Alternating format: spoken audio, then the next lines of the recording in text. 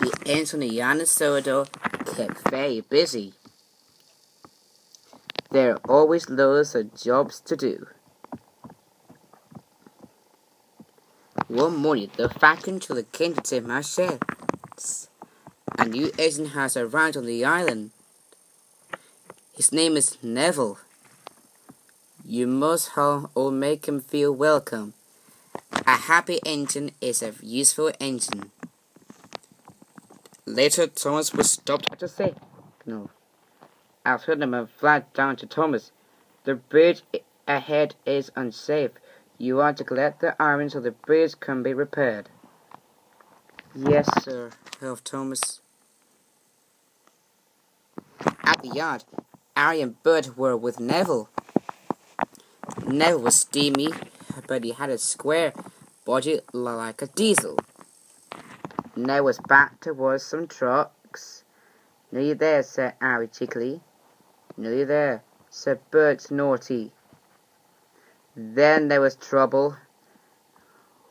What were you going, clumsy? Harry and Bert laughed. Neville looked sad. It's not our fault, you're a silly, steamy oil, Bert. And they laughed even harder. Thomas ran to the yard. He could see Harry and Bert laughing with Neville. That must be the new engine, he thought. He must be friends with the diesels.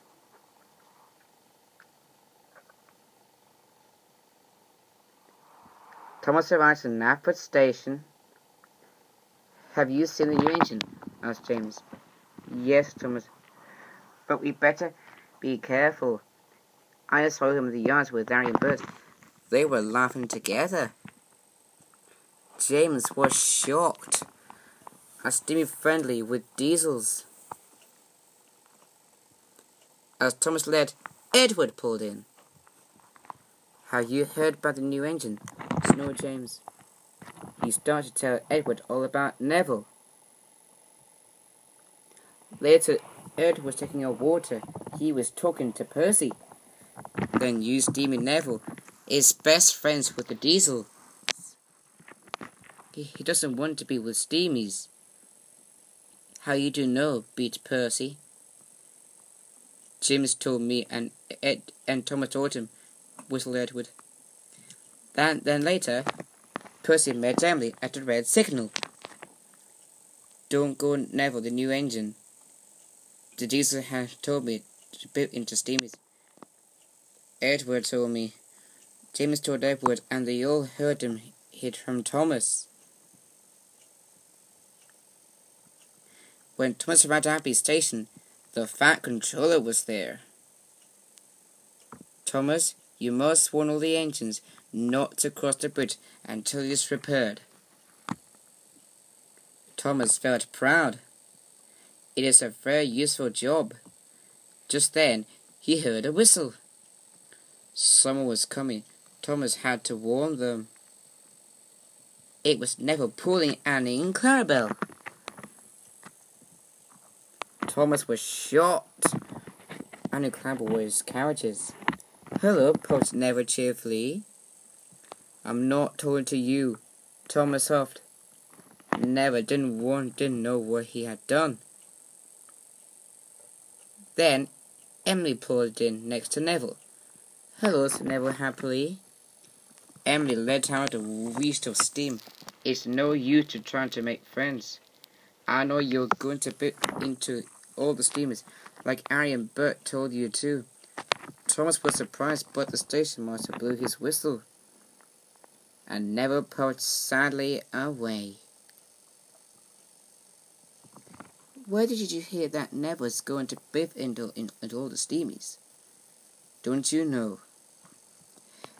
Percy told me. Edward told Percy. James told Edward. And you told James. But I only said to James they are never with Harry and Bert. Then Toby arrived. Have you heard about Neville in this new engine? He puffed. Henry saw Harry and Bert be horrible to him. Emily was shocked. Thomas couldn't believe it. Neville wasn't friends with the Deuce after all. Where was Neville going? Emily tooted. Cinders and ashes, cried Thomas. Neville's headed for the broken bridge. I must stop him. Neville speeded through the countryside as fast as he could.